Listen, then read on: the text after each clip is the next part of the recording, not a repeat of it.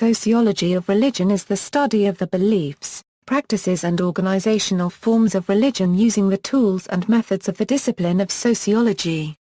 This objective investigation may include the use of both quantitative methods and qualitative approaches such as participant observation, interviewing, and analysis of archival, historical and documentary materials. Modern academic sociology began with the analysis of religion in Apermel Durkheim's 1897 study of suicide rates among Catholic and Protestant populations, a foundational work of social research which served to distinguish sociology from other disciplines, such as psychology. The works of Karl Marx and Max Weber emphasize the relationship between religion and the economic or social structure of society. Contemporary debates have centered on issues such as secularization, civil religion, and the cohesiveness of religion in the context of globalization and multiculturalism. The contemporary sociology of religion may also encompass the sociology of irreligion. Sociology of religion is distinguished from the philosophy of religion in that it does not set out to assess the validity of religious beliefs. The process of comparing multiple conflicting dogmas may require what Peter L. Berger has described as inherent methodological atheism. Whereas the sociology of religion broadly differs from theology in assuming indifference to the supernatural, theorists tend to acknowledge socio-cultural reification of religious practice. History and relevance. Classical, seminal sociological theorists of the late 19th and early 20th century such as Durkheim, Weber, and Marx were greatly interested in religion and its effects on society. Like those of Plato and Aristotle from ancient Greece, and Enlightenment philosophers from the 17th through 19th centuries, the ideas posited by these sociologists continue to be examined today. More recent prominent sociologists of religion include Peter L. Berger, Robert N. Bellah, Thomas Luckman, Rodney Stark, William Sims Bainbridge, Robert Wathnow, Christian Smith, and Brian A. Wilson. View of religion in classical sociology. Durkheim, Marx, and Weber had very complex and developed theories about the nature and effects of religion. Of these, Durkheim and Weber are often more difficult to understand, especially in light of the lack of context and examples in their primary texts. Religion was considered to be an extremely important social variable in the work of all three. Karl Marx. Marx was the product of the Enlightenment, embracing its call to replace faith by reason and religion by science. Despite his later influence, Karl Marx did not view his work as an ethical or ideological response to 19th-century capitalism. His efforts were, in his mind, based solely on what can be called applied science. Marx saw himself as doing morally neutral sociology and economic theory for the sake of human development. As Cristiano states, Marx did not believe in science for science's sake. He believed that he was also advancing a theory that would be a useful tool in effecting a revolutionary upheaval of the capitalist system in favor of socialism. As such, the crux of his arguments was that humans are best guided by reason. Religion, Marx held, was a significant hindrance to reason, inherently masking the truth and misguiding followers. As we will later see, Marx viewed alienation as the heart of social inequality. The antithesis to this alienation is freedom. Thus, to propagate freedom means to present individuals with the truth and give them a choice to accept or deny it. In this, Marx never suggested that religion ought to be prohibited. Central to Marx's theories was the oppressive economic situation in which he dwelt. With the rise of European industrialism, Marx and his colleague Friedrich Engels witnessed and responded to the growth of what he called surplus value. Marx's view of capitalism saw rich capitalists getting richer and their workers getting poorer. Not only were workers getting exploited, but in the process they were being further detached from the product they helped create. By simply selling their work for wages, workers simultaneously lose connection with the object of labor and become objects themselves. Workers are devalued to the level of a commodity, a thing. From this objectification comes alienation. The common worker is led to believe that he or she is a replaceable tool, and is alienated to the point of extreme discontent. Here, in Marx's eyes, religion enters. Capitalism utilizes a tendency towards religion as a tool or ideological state apparatus to justify this alienation. Christianity teaches that those who gather up riches and power in this life will almost certainly not be rewarded in the next, while those who suffer oppression and poverty in this life, while cultivating their spiritual wealth, will be rewarded in the kingdom of God. Thus Marx's famous line, "Religion is the opium of the people, as it soothes them and dulls their senses to the pain of oppression." Some scholars have recently noted that this is a contradictory metaphor, referring to religion as both an expression of suffering and a protest against suffering. A per mil Durkheim A per mil Durkheim placed himself in the positivist tradition, meaning that he thought of his study of society as dispassionate and scientific. He was deeply interested in the problem of what held complex modern societies together. Religion, he argued, was an expression of social cohesion. In the fieldwork that led to his famous elementary forms of religious life, Durkheim, a secular Frenchman, looked at anthropological data of indigenous Australians. His underlying interest was to understand the basic forms of religious life for all societies. In elementary forms, Durkheim argues that the totems the Aborigines venerate are actually expressions of their own conceptions of society itself. This is true not only for the Aborigines, he argues, but for all societies.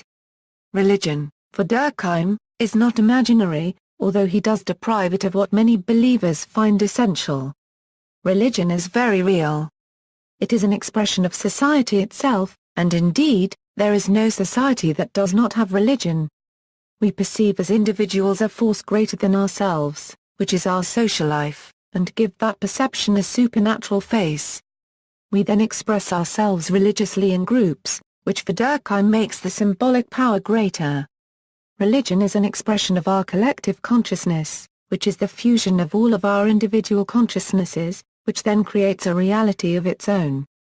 It follows, then, that less complex societies, such as the Australian Aborigines, have less complex religious systems, involving totems associated with particular clans. The more complex a particular society, the more complex the religious system is. As societies come in contact with other societies, there is a tendency for religious systems to emphasize universalism to a greater and greater extent. However, as the division of labor makes the individual seem more important, religious systems increasingly focus on individual salvation and conscience. Durkheim's definition of religion, from elementary forms, is as follows: a religion is a unified system of beliefs and practices relative to sacred things, that is to say, things set apart and forbidden. Beliefs and practices which unite into one single moral community called a church, all those who adhere to them. This is a functional definition of religion, meaning that it explains what religion does in social life. Essentially, it unites societies. Durkheim defined religion as a clear distinction between the sacred and the profane. In effect, this can be paralleled with the distinction between God and humans. This definition also does not stipulate what exactly may be considered sacred. Thus later sociologists of religion have extended Durkheimian insights to talk about notions of civil religion, or the religion of a state. American civil religion, for example, might be said to have its own set of sacred things: the flag of the United States, Abraham Lincoln, Martin Luther King Jr., etc.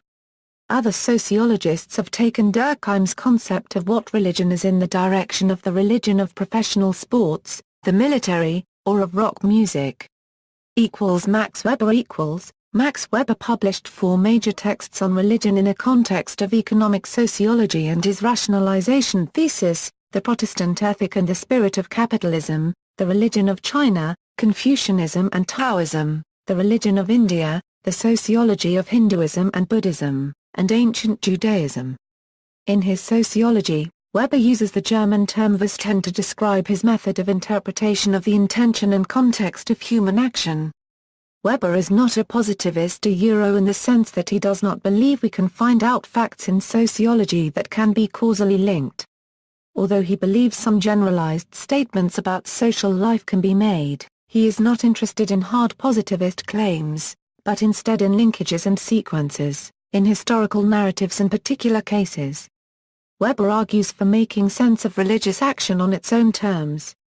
A religious group or individual is influenced by all kinds of things, he says, but if they claim to be acting in the name of religion, we should attempt to understand their perspective on religious grounds first. Weber gives religion credit for shaping a person's image of the world, and this image of the world can affect their view of their interests, and ultimately how they decide to take action. For Weber, religion is best understood as it responds to the human need for theodicy and soteriology. Human beings are troubled, he says, with the question of theodicy, the question of how the extraordinary power of a divine God may be reconciled with the imperfection of the world that he has created and rules over. People need to know, for example, why there is undeserved good fortune and suffering in the world. Religion offers people soteriological answers, or answers that provide opportunities for salvation, relief from suffering, and reassuring meaning. The pursuit of salvation, like the pursuit of wealth, becomes a part of human motivation.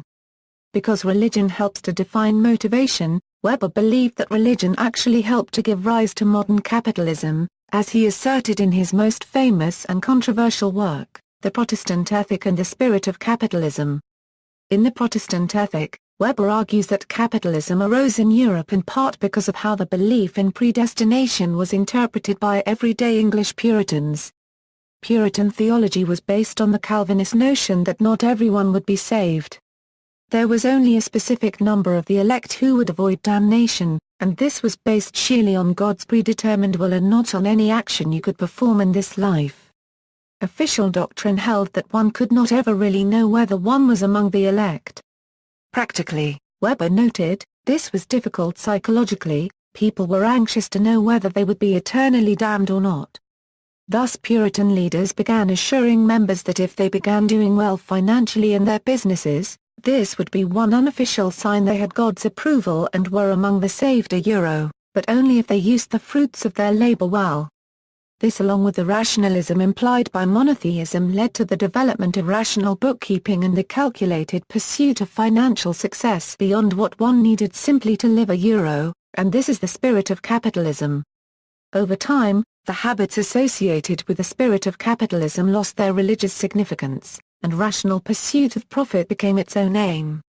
The Protestant ethic thesis has been much critiqued, refined, and disputed, but is still a lively source of theoretical debate in sociology of religion.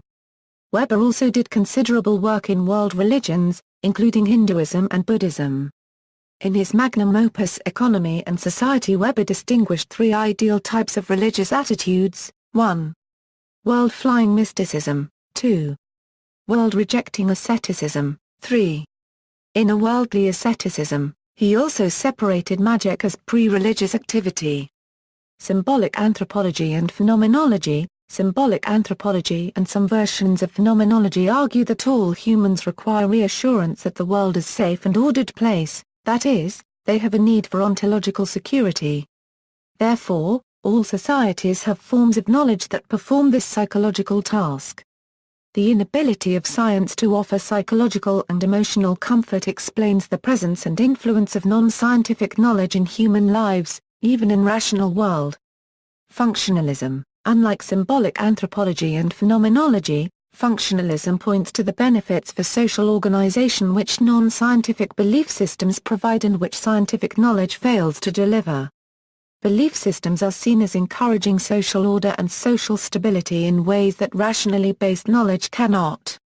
From this perspective, the existence of non-rational accounts of reality can be explained by the benefits they offer to society. Rationalism. Rationalists object to the phenomenological and functionalist approaches, arguing that they fail to understand why believers in systems of non-scientific knowledge do think they tell the truth and that their ideas are right, even though science has shown them to be wrong. We cannot explain forms of knowledge in terms of the beneficial psychological or societal effects that an outside observer may see them as producing. We have to look at the point of view of those who believe in them.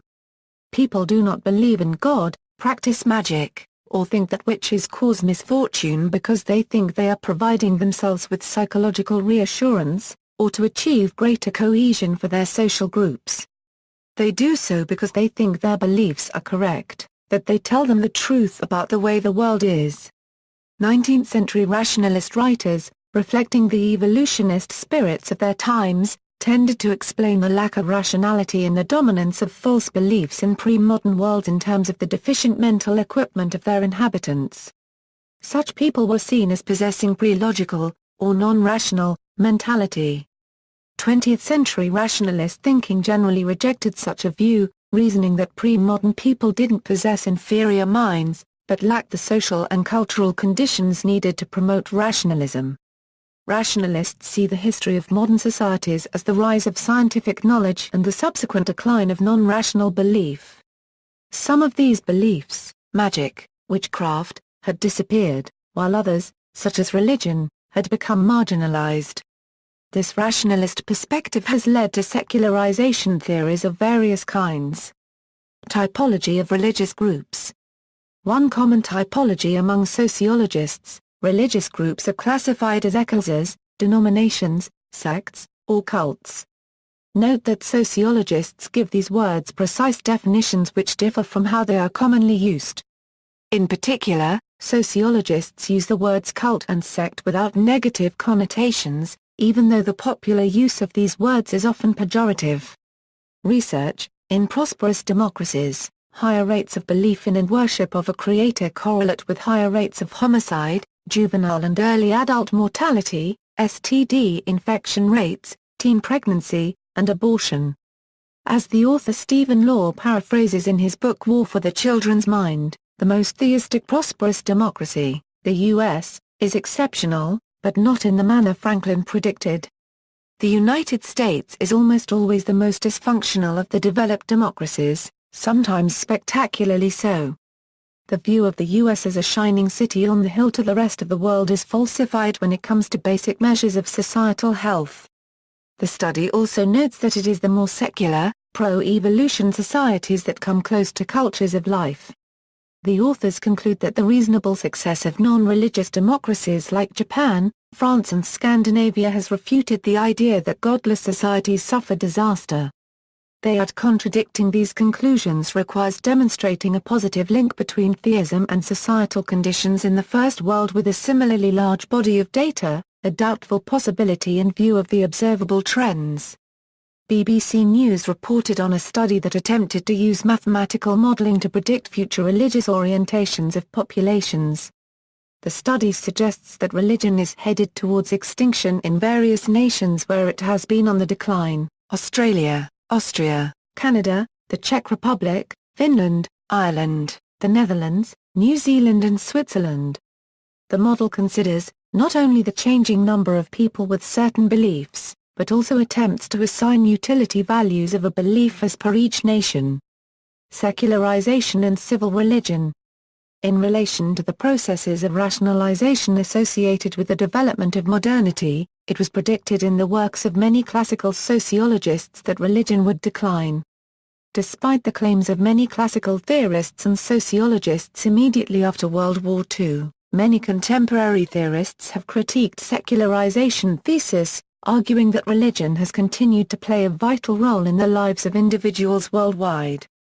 In the United States, in particular, church attendance has remained relatively stable in the past 40 years. In Africa, the emergence of Christianity has occurred at a high rate. While Africa could claim roughly 10 million Christians in 1900, recent estimates put that number closer to 200 million. The rise of Islam as a major world religion, especially its newfound influence in the West, is another significant development. Furthermore, arguments may be presented regarding the concept of civil religion in New World belief systems. In short, presupposed secularization as a decline in religiosity might seem to be a myth, depending on its definition and the definition of its scope. For instance, some sociologists have argued that steady church attendance and personal religious belief may coexist with a decline in the influence of religious authorities on social or political issues. Additionally, the regular attendance or affiliation do not necessarily translate into a behavior according to their doctrinal teachings. In other words, there might be still a growing in numbers of members, but it does not mean that all members are faithfully following the rules of pious behavior as expected. In that sense, religion may be seen as declining because its waning ability to influence behavior. Brian Wilson Wilson is a writer on secularization who is alarmed about the nature of life in a society dominated by scientific knowledge. His work is in the tradition of Max Weber, who saw modern societies as places in which rationality dominates life and thought. Weber saw rationality as concerned with identifying causes and working out technical efficiency, with a focus on how things work and with calculating how they can be made to work more effectively, rather than why they are as they are. According to Weber, such rational worlds are disenchanted.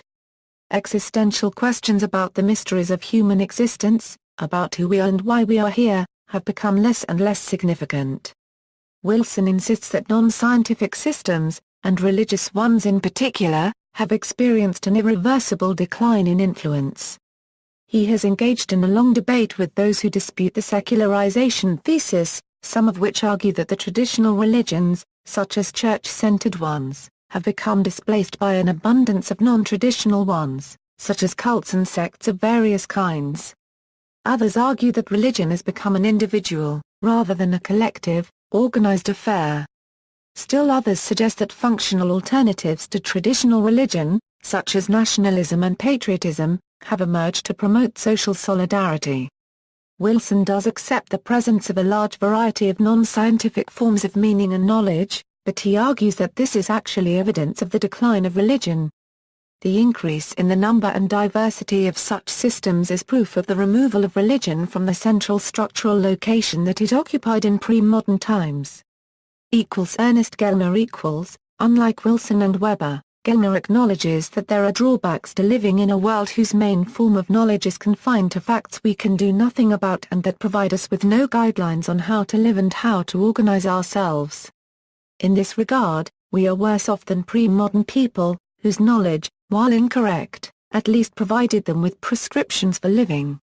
However, Gellner insists that these disadvantages are far outweighed by the huge technological advances modern societies have experienced as a result of the application of scientific knowledge. Gellner doesn't claim that non-scientific knowledge is in the process of dying out. For example, he accepts that religions in various forms continue to attract adherents. He also acknowledges that other forms of belief and meaning, such as those provided by art, music, literature, popular culture, drug-taking, political protest, and so on are important for many people.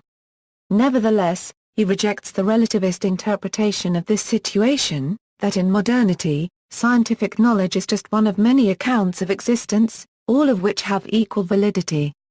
This is because, for Gellner, such alternatives to science are profoundly insignificant since they are technically impotent, as opposed to science.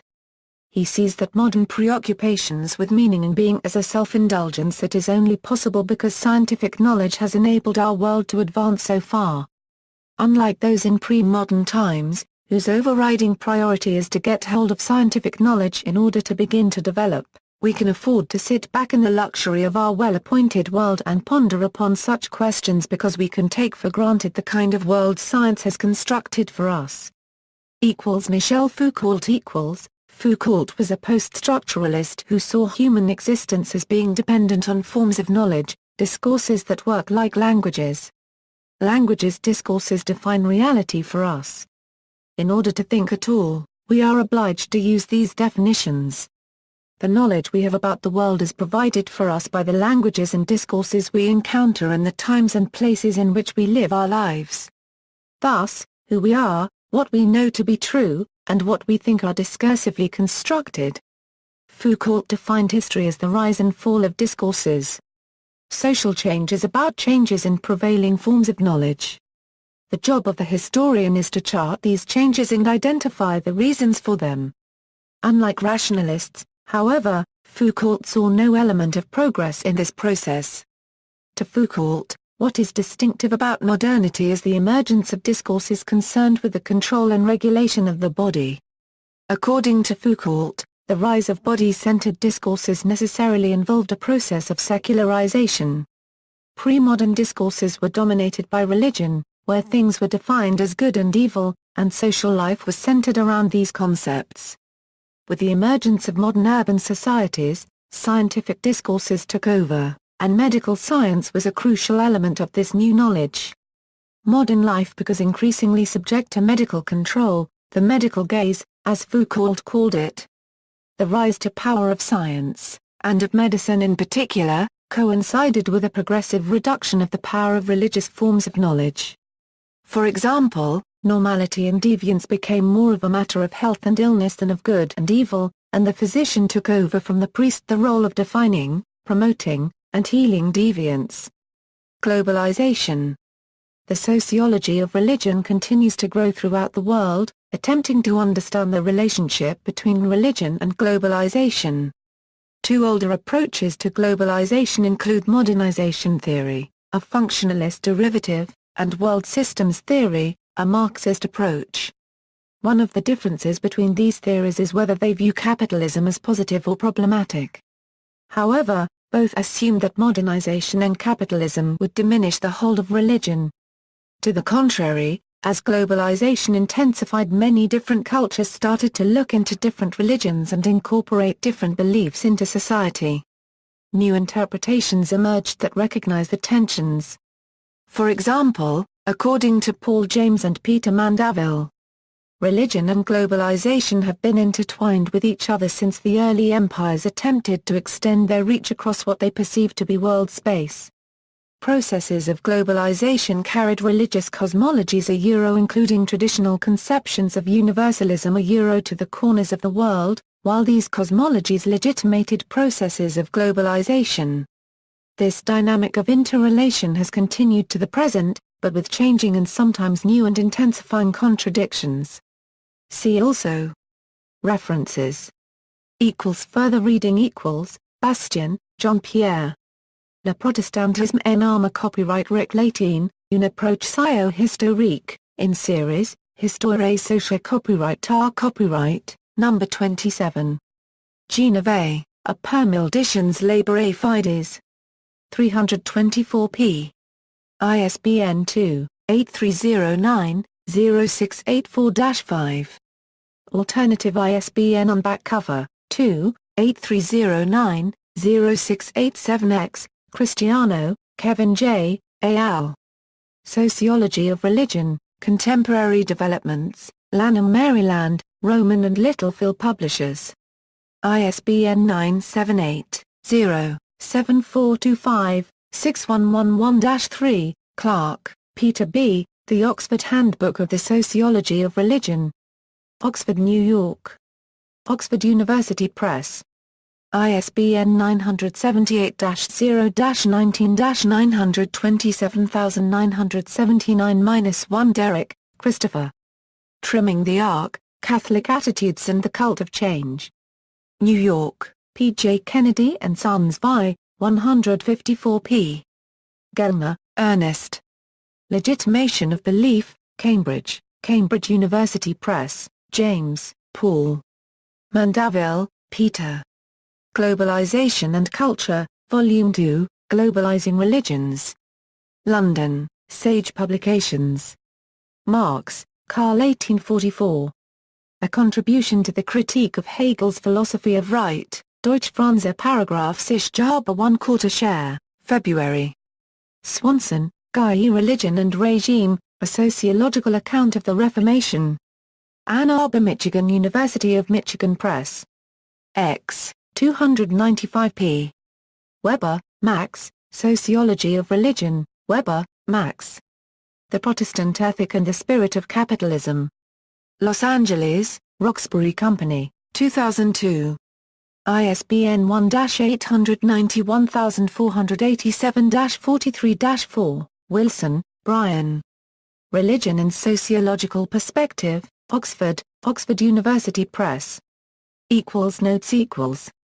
External links, American Sociological Association, Section on Sociology of Religion, Association for the Sociology of Religion, Society for the Scientific Study of Religion, Sociological Work of Moisa. Copyright S. Espirito Santo, Association of Religion. Data Archives, Religion Resources at Center for the Study of Religion and Society, Haddon, Religion and the Quest for Meaning and Order, A Test of the Stark-Bainbridge Theory of Affiliation with Cults and Sects, Best 10, Max Weber's homepage, Associazione Italiana di Sociologia, Sesian Religion, Sociology of Religion Resources.